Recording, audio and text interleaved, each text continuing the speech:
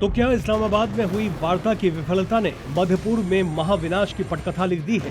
क्या ईरान युद्ध का अब नया और सबसे विनाशक चरण शुरू होने वाला है? क्या बैठक के नाकाम होने से खफा ट्रंप अब खलीफा के खिलाफ सभ्यता मिटाने वाला ब्रह्मास्त्र चलाएंगे? क्या अमेरिका के सख्त शर्तों को ठुकरा चुके ईरान के नए प्लान से दुनिया सबसे बड़े ईंधन संकट से साक्षात्कार करने वाला है? क्या वैश्विक अर्थव्यवस्था के लिए महामंदी की घंटी जोर जोर से बजने लगी है? ये डरावने सवाल लोगों के मन में इसलिए उठ रहे हैं क्योंकि शांति समझौता को लेकर हुई बैठक के बेनतीजा रहने के बाद जिस तरह दुनिया भर से प्रतिक्रिया आ रही है, जिस तरह से अचानक फिर से तमाम देश अलर्ट मोड पर चले गए हैं, वो आशंकाओं को वैश्विक स्तर पर आकार दे रहा है। ब्रिटेन, ऑस्ट्रेलिया, चीन, फ्रांस, तुर्की जैसे देश जो अमेरिका और ईरान की बैठक की ओर टकटकी लगाए देख रहे थे, वो फिक्रमंद हैं क्योंकि शांति की उम्मीद टूटकर बिखर चुकी है। अमेरिका और ईरान दोनों बुरी खबर का ऐलान कर चुके हैं। बातचीत खत्म होने के बाद और पाकिस्तान से विदा होने के ठीक पहले जब अमेरिका के उपराष्ट्रपति कैमरों के सामने वार्ता की विफलता की व्याख्या कर रहे थे, तब उनके शब्द शब्द में निराशा थी, नाउम्मीदी थी और साथ ही नए बारूदी टकराव की प्रस्तावना भी थी। संक्षेप में जो जेडी वेंस ने कहा उसमें आक्षेप सीधा ईरान पर था।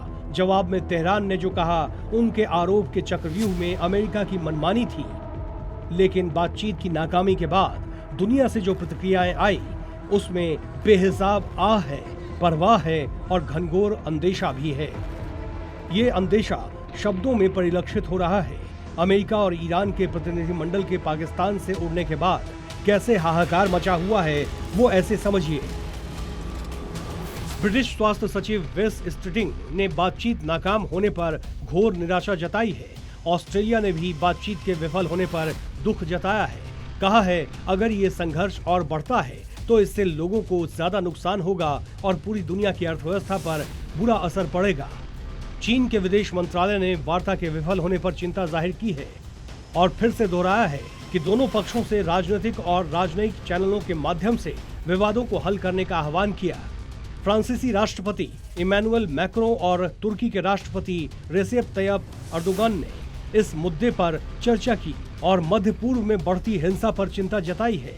संयुक्त राष्ट्र महासचिव एंटोनियो गुटेरेस ने वार्ता के बेनतीजा रहने पर गहरी चिंता व्यक्त की है क्योंकि उन्हें उम्मीद थी कि इससे तनाव कम होगा। ये दुख, ये निराशा सिर्फ औपचारिकता भर नहीं है, इसकी वजह है आने वाले संकट की आहट। जिस संकट की आहट दुनिया भर के नेता सुन रहे हैं वो समंदर में दिखना भी शुरू हो गया है। हॉर्मुज स्ट्रेट से गुजरने की कोशिश कर रहे दो खाली सुपर टैंकर को आखिरी समय में ठीक उस वक्त यू टर्न लेना पड़ा जब अमेरिका और ईरान के बीच चल रही वार्ता बिना किसी समझौते के खत्म हो गई। ये जहाज फारस की खाड़ी में प्रवेश करने वाले थे। इसमें पाकिस्तान के झंडे वाला एक जहाज भी शामिल है। पाकिस्तान के झंडे वाला जहाज शालामार संयुक्त अरब अमीरात के दास द्वीप की ओर जा रहा था।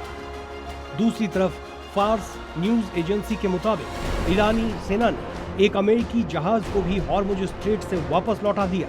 रिपोर्ट्स के मुताबिक एक अमेरिकी युद्धपोत फुजैराह बंदरगाह से हॉर्मुज की ओर बढ़ रहा था।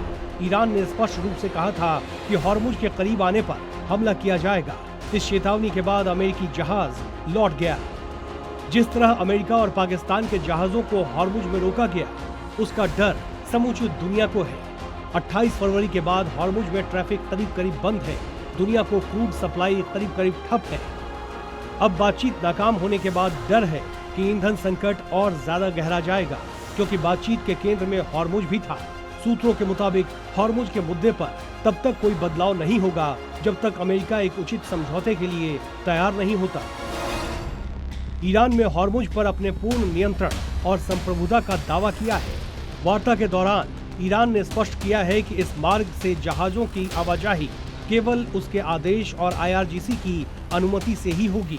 ईरान ने प्रस्ताव रखा कि वो हॉर्मुज से गुजरने वाले जहाजों से टोल वसूलेगा जिसका उपयोग युद्ध के बाद देश के पुनर्निर्माण के लिए किया जाएगा। अमेरिका और अंतर्राष्ट्रीय समुदाय की मांग थी कि हॉर्मुज पूरी तरह से प्रतिबंध मुक्त और मुफ्त होना चाहिए जैसा कि अंतर्राष्ट्रीय कानूनों के तहत पहले था।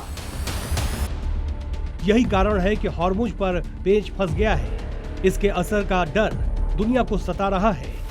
क्योंकि युद्ध से पहले हॉर्मुज के रास्ते से रोजाना लगभग 130 से 140 जहाज गुजरते थे। ईरान ने अब इसे घटाकर सिर्फ 15 जहाज प्रतिदिन करने का प्रस्ताव दिया, जिसका वैश्विक ऊर्जा बाजार पर बहुत बुरा असर पड़ सकता है। युद्ध शुरू होने से पहले तेल $65 प्रति बैरल था, जो अब $105 तक पहुंच गया है।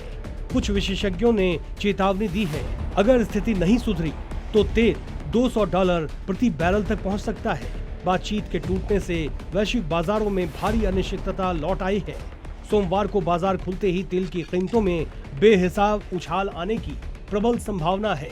शेयर बाजार में भी उथल पुथल की आशंका है। वार्ता विफल होने की खबर के बाद बिटकॉइन में लगभग 3% की गिरावट देखी गई और ये $72,000 के नीचे आ गया। हर क्षेत्र में अनिश्चितता है। ये अनिश्चितता दुनिया को डरा रही है।